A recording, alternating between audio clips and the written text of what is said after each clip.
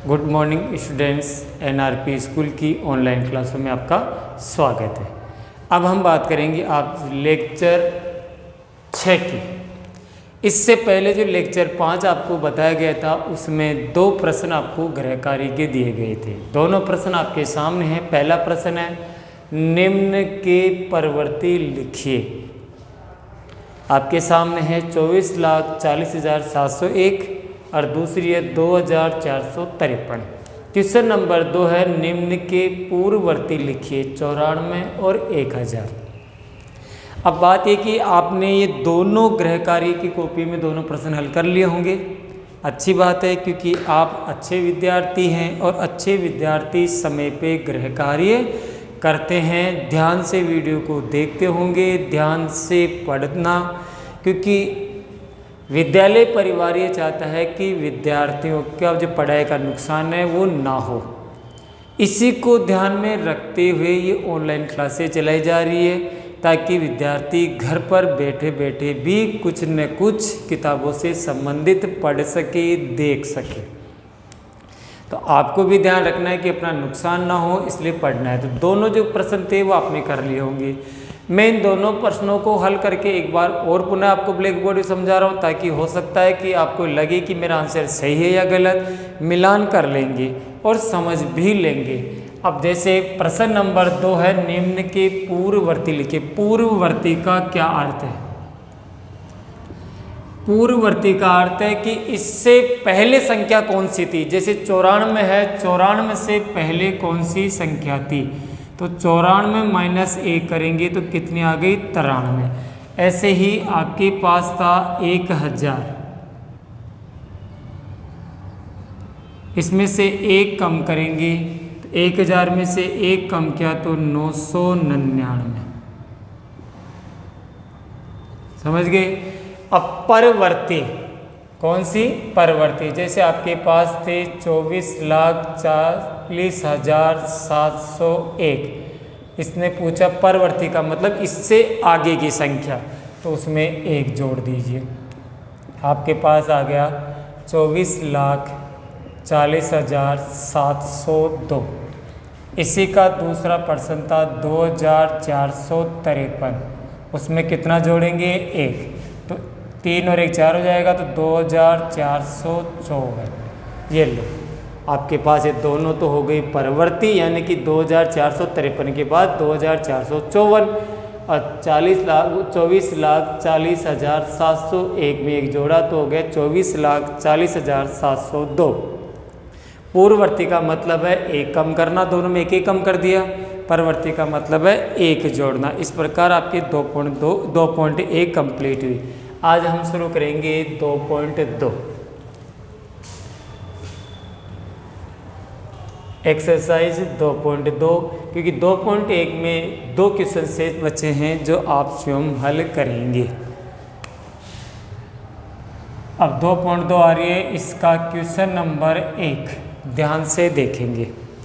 उपयुक्त क्रम में लगाकर, उपयुक्त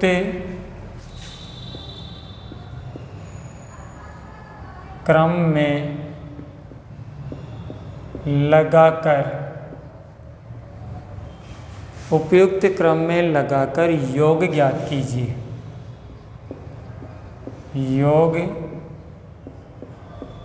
ज्ञात कीजिए।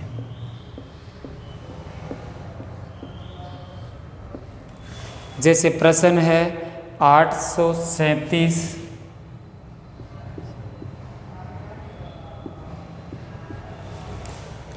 प्लस 208 प्लस 363, बी है 1962 प्लस 453 प्लस 1538 और प्लस 647। उपयुक्त क्रम लगाकर, इसका अर्थ है कि हम ऐसी संख्या को पहले जोड़ें जिनमें जोड़ने पर इकाई का अंक शून्य आ जाए, जिसमें इकाई का अंक क्या आ जाए, शून्य।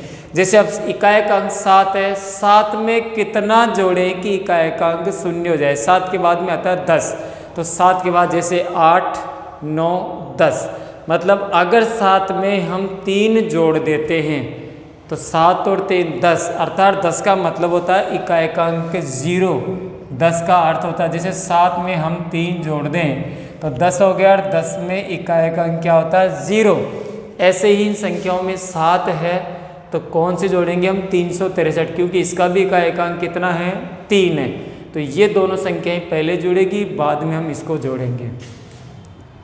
तो 837 प्लस 363 प्लस 208,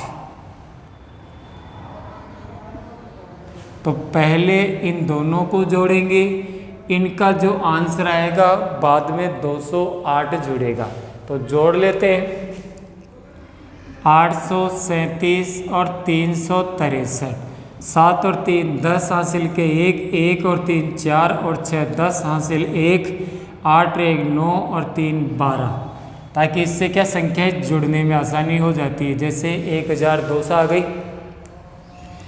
प्लस 208, अब इसमें कितना जोड़ देंगे, 208 जोड़ देंगे। 208, 8 का तो 8, 0 की 0, 2 और 2 4, 1 का 1, तो आपके पास संख्याएं हो गई 1408, 1408 हो गई संख्याएं। ऐसे ही इसमें क्रम, इसका इकाई का अंक कितना है, 2, 2 में कितना जोड़े कि इकाई का अंक 0 आ जाए, तो 8, मतलब ये संख्या इसके करीब आएगी। 3 में कितना जोड़ा है, देखो ध्यान से देखो, इधर से ये दोनों एक साथ जुड़ जाएगी और ये दोनों एक साथ जुड़ जाएगी। जोड़ना सभी को है, अगर हम इनको सीधा जोड़ेंगे तो भी आंसर वही आएगा। तो पहले हमने इनको जोड़ा ताकि आपको ये मालूम रहे भाई जोड़ने पर इकाई का अंक 0, तो इसको भी ध्यान से देखेंगे। 1962 प्लस, पहले हम उतारेंगे 1538, इन दोनों को एक साथ जोड़ेंगे, ब्रैकेट में बंद कर दिया। दूसरा है 453 प्लस 647, इनको एक साथ जोड़ेंगे। अब इनको जोड़ने का तरीका मैं इस तरह बता रहा हूँ, 1962 में 1538 जोड़ेंगे, 8 और 2 10 हासिल का 1, 1 और 6 7, 7 और 3 10 हासिल 1, 9 और 1 10, 10 और 5 15 हासिल 1, 1 2 और 3 3500 हो गए। प्लस अब इन दोनों को जोड़ेंगे, 453 और 647,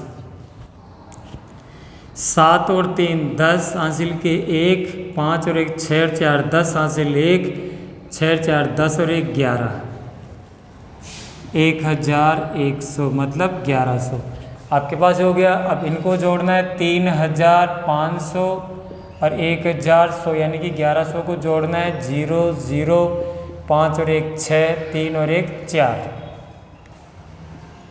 4600, यानी कि इकाई का अंक जोड़ने पर अगर शून्य आ जाता है तो उन संख्याओं का योग आसान हो जाता है, उनका योग क्या हो जाता है, आसान। इस प्रकार हो गया उपयुक्त क्रम में लगाकर योग ज्ञात कीजिए। सवाल कंप्लीट है पहला, ध्यान से देख लेंगे, समझ में आ गया। अब क्वेश्चन नंबर 2, उपयुक्त क्रम में लगाकर गुणनफल ज्ञात कीजिए।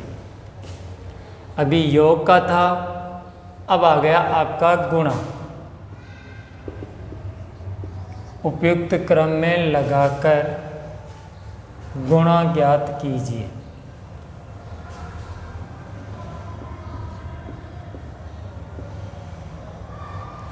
उपयुक्त क्रम में लगाकर गुणनफल ज्ञात कीजिए, गुणन ज्ञात कीजिए।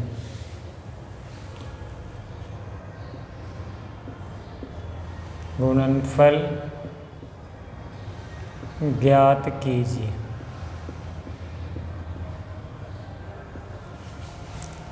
पहला प्रश्न 2 इंटू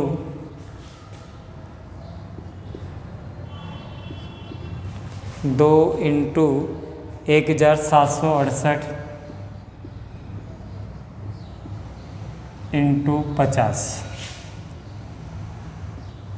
बी है 4 इंटू 166 इंटू 25। सी है 8 इंटू 291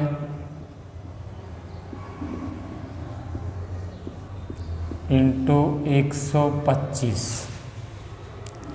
कुछ प्रश्न मैंने आपके सामने दे दिए, कुछ प्रश्न आप घर से हल कर लेंगे। अब इन प्रश्नों को ध्यान दीजिए, उपयुक्त क्रम में लगा दे। ऐसे क्रम लगाना है, ऐसा क्रम बदलना है जिससे कि दो संख्याओं को गुणा करने पर इकाई का अंक शून्य प्राप्त हो जाए। जैसे 2 को अगर 8 से गुणा करते हैं तो 8 दूनी 16 मतलब 6। इकाई का अंक कितना आ रहा है? 6 आ रहा है। शून्य आ रहा है क्या? शून्य नहीं आ रहा।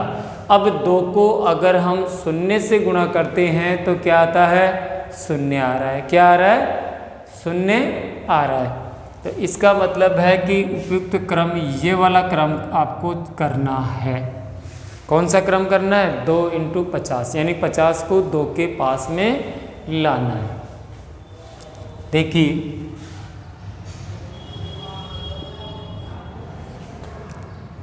2 इंटू 50 ये पहले गुणा होगा और जो इनका आंसर है वो 1768 से। तो आ जाइए, 0 की तो 0 और 5 दूनी 10, कितना हो गया? 50 इंटू 2 का मान 100 और 100 इंटू 1768। और 100 का मतलब है इकाई की तरफ कितनी 0 है? 2। तो इकाई की तरफ अगर 2 0 है तो 2 0 लगा दीजिए। शेष क्या बच गया? 1। और 1 को किसी भी संख्या से हम गुणा करते हैं तो वही संख्या प्राप्त होती है। अर्थात कहने का मतलब है अगर हम किसी संख्या को 10 से गुणा करते हैं तो संख्या के आगे 1 0 लगा देते हैं। यदि हम 100 से गुणा करते हैं तो 2 0 लगा देते हैं, 1 से गुणा करते हैं तो 3 0।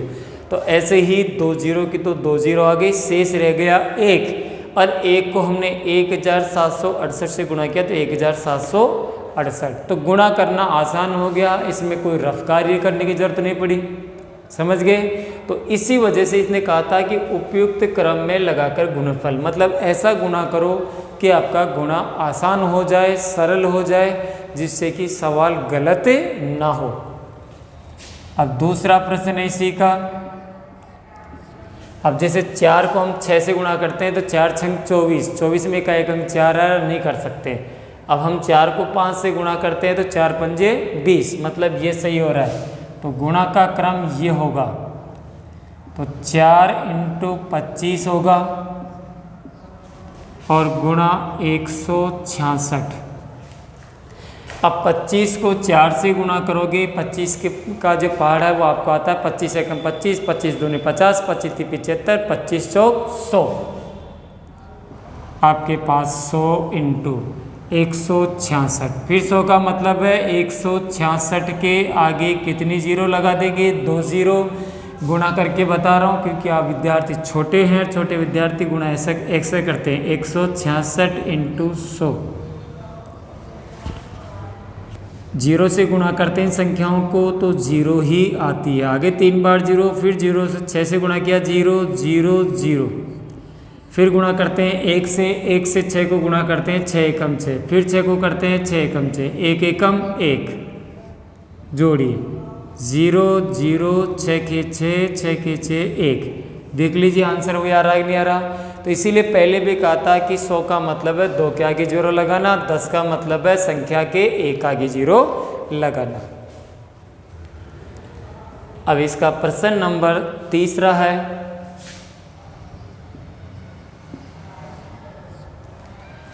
8 को 1 से गुणा करते हैं तो 8 एकम 8 नहीं बैठ रहा। 5 को 1 से गुणा करते हैं 5 एकम 5 नहीं बैठ रहा। और इन दोनों को गुणा करते हैं तो 8 पंजे 40, मतलब ये बैठ रहा है। तो 8 इंटू 125, पहले इनको गुणा करेंगे, बाद में 291। तो 125 को कितने से गुणा करेंगे? 8 से। 8 पंजे 40, हासिल के 4, 8 दूनी 16 और 4 20, हासिल के 2, 8 एकम 8 और 2 10, कितने हो गए? 1000।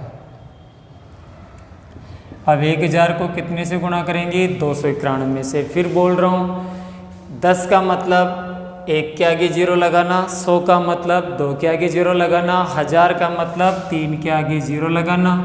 तो 291 था, कितने 0 लगा देंगे? 3 0। इस प्रकार अगर आप उपयुक्त क्रम से गुणा करेंगे तो आपका गुणा आसान हो जाता है। दूसरा प्रश्न कंप्लीट, ध्यान से देख लीजिए, स्क्रीनशॉट ले ले, उतार ले। अब प्रश्न 2 के बाद प्रश्न नंबर 3। प्रश्न 3 ये कह रहा है कि निम्नलिखित में से प्रत्येक का मान ज्ञात कीजिए। अब ये प्रश्न में आपको खुद को ध्यान देना है कि मुझे कौन सा नियम लगाना है। नियम आपको बता ही दिया, प्लस का भी हो गया, गुणा का भी हो गया।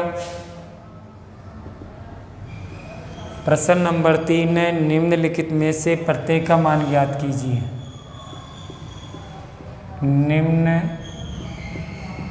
निम्नलिखित में से प्रत्येक का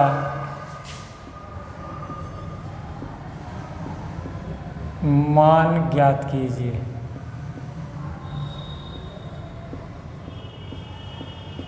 निम्नलिखित में से प्रत्येक का मान ज्ञात कीजिए। किसका मान ज्ञात करना? प्रत्येक का। पहला प्रश्न है 297,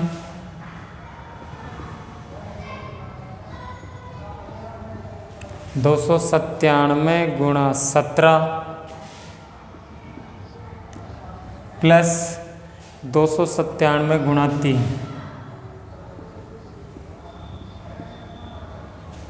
एक के बाद में बी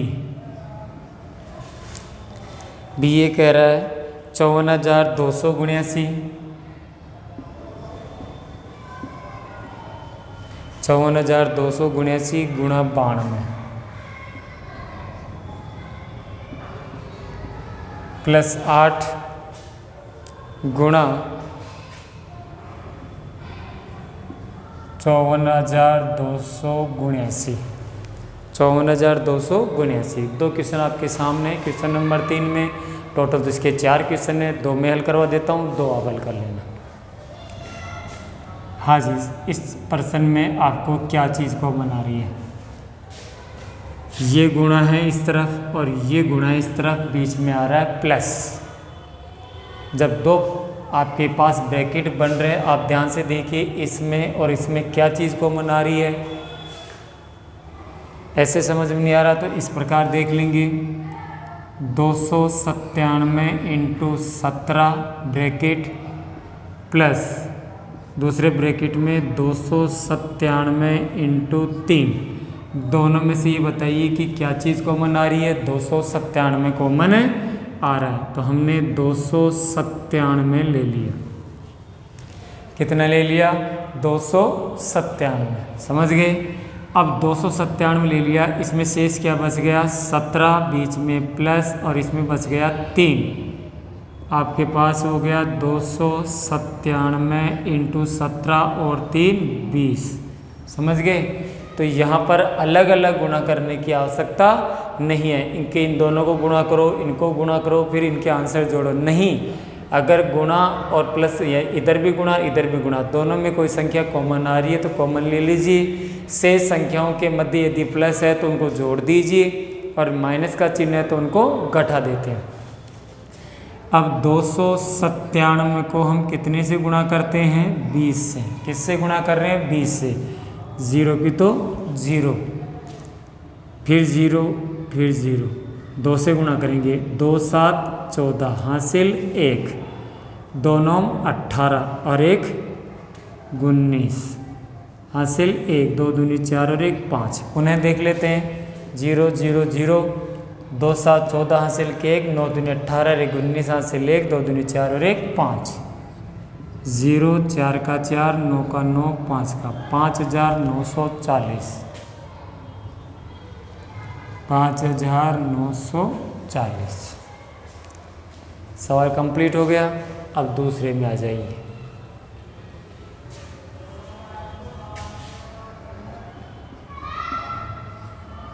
हाँ जी, इधर से 54,200 × इंटू 92, एक ब्रैकेट तो ये था, प्लस दूसरा था 8 इंटू 54,200 × दोनों में से जो कॉमन आ रहा है क्या है, देखो कौन सी संख्या है दोनों ब्रैकेट में एक समान है? क्या 92 है? नहीं है। 8 है, तो कौन सी है? 54,279, 54,279 कॉमन ले लीजिए। 54,279 इंटू ब्रैकेट में आपके पास बच गया 92 प्लस 8, 54,279 इंटू 92 और 8 होते हैं 100, और 100 का मतलब है 2 के आगे 0 लगाना, 1 2। इस प्रकार आपका सवाल कंप्लीट हुआ। आपको लगे कि कैसा हुआ, तो ध्यान से देखेंगे कि 54,279 को कितने से गुणा करेंगे? 100 से। पहले तो 0 से गुणा करेंगे तो 1 2 3 4 5 0, 1 2 3 4 5। फिर अगले 0 से गुणा करेंगे तो 1 2 3 4 5 0, 2 बार हो गया। 1 से गुणा करने का मतलब है वही संख्या 9 7 2 4 5 जोड़ दीजिए, 0 0 9 7 2 4 5 मिलान कर लीजिए, आंसर वही आ रहा है। तो सीधा गुणा कर सकते हैं, आप ऐसे भी गुणा कर सकते हैं। इस प्रकार प्रश्न नंबर 3 आपके सामने है। हो गया। अब है क्वेश्चन नंबर 4।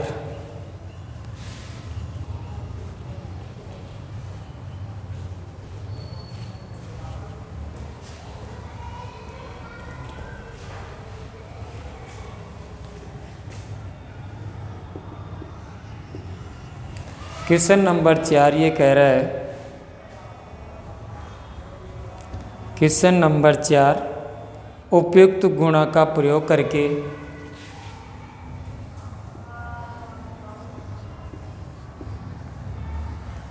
उपयुक्त गुणा का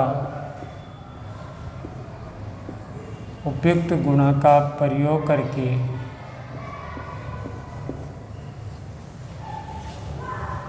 उपयुक्त गुणा का प्रयोग करके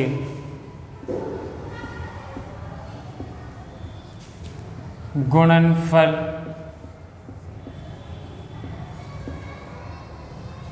उपयुक्त गुणा का प्रयोग करके गुणनफल ज्ञात कीजिए।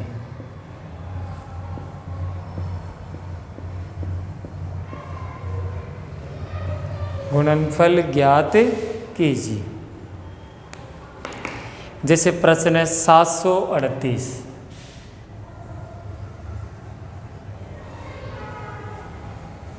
738 गुणा 103, 738 गुणा 103, एक है 854, 854 इंटू 102। इस प्रकार दो प्रश्न हैं, ध्यान से देखेंगे।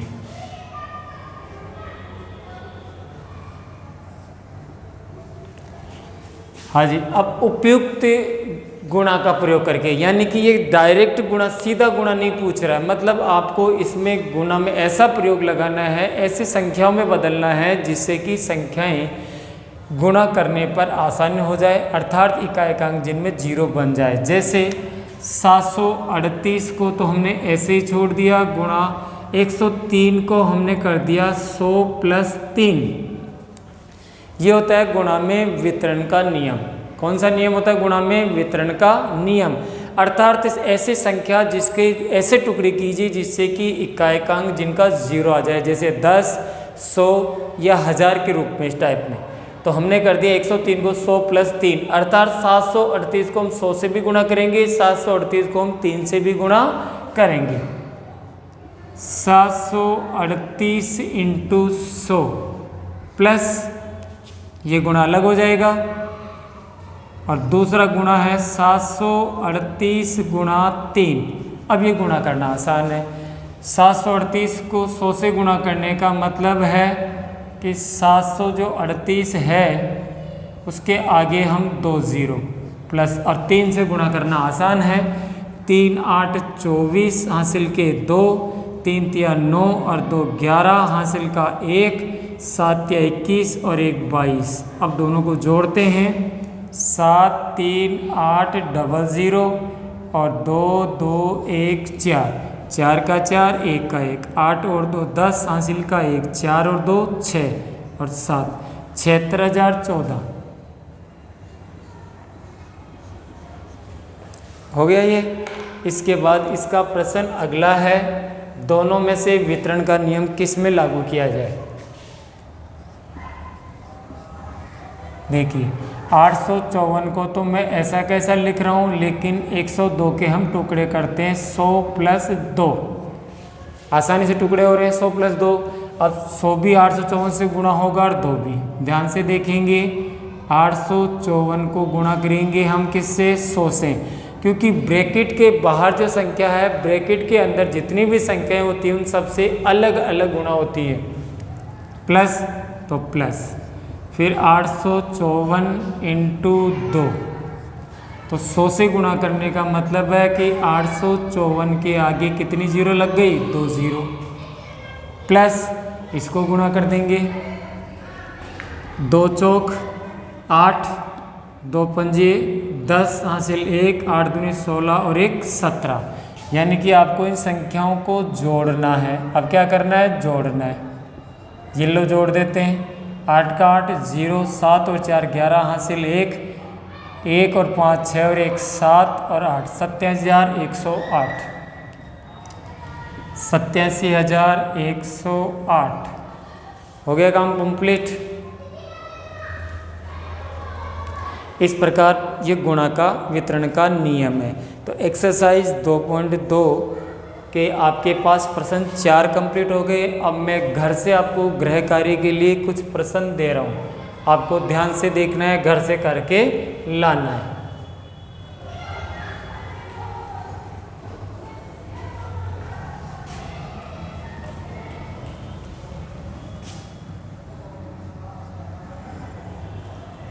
गृह कार्य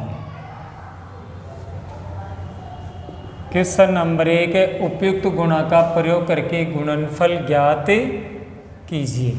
पहला प्रश्न है 258 × 1008। इसी का प्रश्न नंबर 2 1005 × 168। एक प्रश्न तो ये हो गया। दूसरा प्रश्न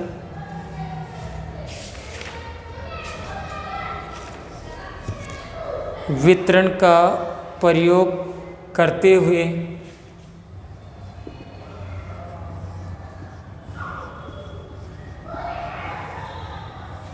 वितरण का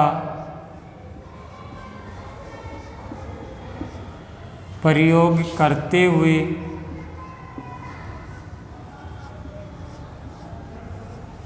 वितरण का प्रयोग करते हुए 12 × 35 ज्ञात कीजिए। इस प्रकार ये 2 प्रश्न आपको गृह कार्य के लिए दिए जा रहे हैं। आप सभी विद्यार्थी इन दोनों प्रश्नों को अपनी SW की कॉपी में हल करेंगे। फिर अगले लेक्चर में इसके हल आपको ब्लैक बोर्ड पे करवाए जाएंगे, इसलिए ध्यान से इनको हल करना है। धन्यवाद।